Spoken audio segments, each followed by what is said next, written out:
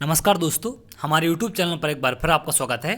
आज मैं आपके लिए मध्य प्रदेश शिक्षक वर्ग 3 परीक्षा संबंधी एक और इम्पोर्टेंट जानकारी लेकर आया हूं, जिसमें हम बात करेंगे हम वर्ग 3 के एक्सपेक्टेड कट ऑफ के बारे में। एक सबसे बड़ा सवाल मेरे पास लगातार आ रहा है कि क्या सर अब वर्ग 3 का कट ऑफ बढ़ सकता है, क्योंकि मैंने 2 दिन पहले आपने अलग अलग यूट्यूब चैनल पर वीडियो देखे भी होंगे और न्यूज़पेपर में पढ़ा भी होगा कि जो एमपी टेट का एग्ज़ाम कराने वाली एजेंसी है, उस एजेंसी को गवर्नमेंट ने क्लीन चिट दे दी है। सारी चीज़ें जानने के बाद भी यहाँ पर क्लीन चिट दे दी गई है। अब इनकी ही एजेंसी ने जांच की थी, मैप आईटी जो इन्होंने एक एजेंसी बनाई थी जांच के लिए, जो स्क्रीनशॉट का मामला बाहर आया था, उन्होंने क्या खुलासा किया था कि बाहर से सॉल्व हुआ था पीवी की एमपी टेट का पेपर। ये इनकी ही एजेंसी ने इस रिपोर्ट में ये बताया था, खुलासा किया था कि रिमोट एक्सेस पर लिया गया था कंप्यूटर। परीक्षा में एक एक्स्ट्रा कंप्यूटर को सिस्टम से जोड़ा गया था, इसे रिमोट एक्सेस पर लिया गया था। ऐसे में किसी तीसरे व्यक्ति ने केंद्र पर आए बिना ही पेपर को हल किया, मतलब केंद्र पर आए बिना ही बाहर से पेपर सॉल्व हो गए थे। और इसके बाद भी, ये सब चीज़ें जानने के बाद भी यहाँ पर सरकार ने क्लीन चिट दे दी है। अब देखिए, क्लीन चिट देने के मुझे तो 2 ही रीज़न समझ में आ रहे हैं। पहला रीज़न तो है कि सरकार उस कंपनी को बचाना चाहती है जिसने एग्ज़ाम कराया था, और दूसरी यहाँ पर एक सबसे बड़ा रीज़न ये हो सकता है कि सरकार के मंत्री नेता इसमें 100% शामिल होंगे, तभी ये इतना बड़ा डिसीजन हो सकता है।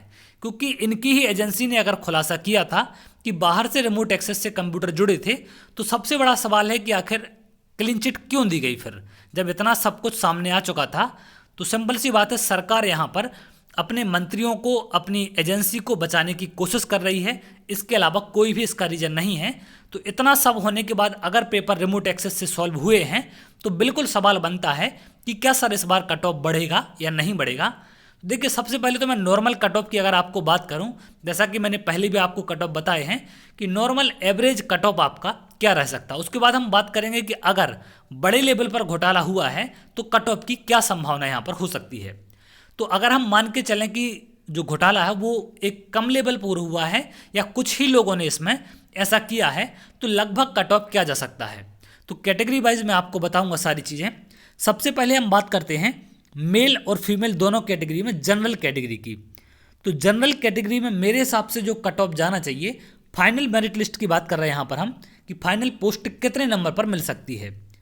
तो यहाँ पर जनरल की अगर हम बात करें मेल कैटेगरी की, तो मेरे हिसाब से 113 से 115 के बीच कट ऑफ जाना चाहिए। और ये वो मार्क्स हैं जो नॉर्मलाइजेशन के बाद आपके बनेंगे। अभी जो मार्क्स हैं वो आपके ओरिजिनल मार्क्स नहीं हैं, क्योंकि नॉर्मलाइजेशन होना बाकी है और 100% इस परीक्षा में नॉर्मलाइजेशन होता है आपका। तो 113 से 115 मार्क्स तक अगर आपके पहुंच जाते हैं तो बिल्कुल यहाँ पर चांस होंगे। और नॉर्मलाइजेशन में कम से कम 7-8 नंबर मैक्सिमम आपके बिल्कुल यहाँ पर बढ़ने की संभावना हो सकती है। तो आप उम्मीद रख सकते हैं, अगर इस कट ऑफ से आपके 7-8 नंबर तक कम है तो बढ़ने की संभावना हो सकती है। और हो सकता है कि नहीं भी बढ़े, ये डिपेंड करता कि एग्ज़ाम की शिफ्ट का लेवल कैसा था। तो चलिए आगे हम बात करते हैं। अगर बात करें जनरल में फीमेल कैटेगरी की, तो मेरे हिसाब से जो कट ऑफ है 107 से 109 के बीच रहने की यहाँ पर बिल्कुल संभावना है।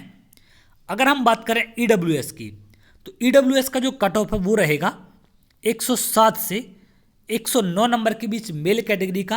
और फीमेल कैटेगरी की अगर हम बात करें तो फीमेल कैटेगरी का रहेगा 102 से 104 के बीच। और ऐसे ही अगर हम बात करें ओबीसी कैटेगरी की मेल की, तो इसमें मेल का जो कट ऑफ है वो रहेगा 109 से 111 के बीच रहने की संभावना है। और फीमेल कैटेगरी में ओबीसी की अगर हम बात करें तो 104 से 106 नंबर तक होने की संभावना है। अगर हम बात करें एससी कैटेगरी में मेल की, तो 96 से 98 नंबर तक इनका कट ऑफ यहाँ से रह सकता है। और फीमेल कैटेगरी की अगर हम बात करें तो इनका कट ऑफ 93 से 95 के बीच रहने की बिल्कुल संभावना है। और ऐसे ही अगर हम एसटी कैटेगरी की बात करें तो मेल कैंडिडेट का 91 से 93 के बीच रह सकता है, या 92-94 के आसपास इनका कट ऑफ लगभग देखने को यहाँ पर मिल सकता है। और फीमेल की बात करें अगर हम, तो 89 से 91 के बीच आपको इस बीच यहाँ पर कट ऑफ देखने मिल सकता है। अब देखिए, प्लस माइनस यहाँ पर 2 हो सकता है, क्योंकि ये एक्सपेक्टेड कट ऑफ है, कोई एग्जैक्ट कट ऑफ नहीं है आपका, तो इसमें प्लस माइनस 1-2 नंबर का गैप आपका हो सकता है, लेकिन इसी बीच 100% कट ऑफ रहने की संभावना है। अब अगर हम बात करें कि एक बड़े लेवल पर यहाँ पर घोटाला निकलकर सामने आता है, तो देखिए कोई बड़े लेवल पर अगर रिमोट एक्सेस से कंप्यूटर बाहर जोड़े गए होंगे, तो कोई भी कंप्यूटर बाहर जो जोड़ेगा 100% वो 110-115 नंबर लाने के लिए कंप्यूटर को बाहर नहीं कनेक्ट करेगा। कम से कम 130, 135, 140 के बीच उनके नंबर 100% यहाँ पर आए होंगे।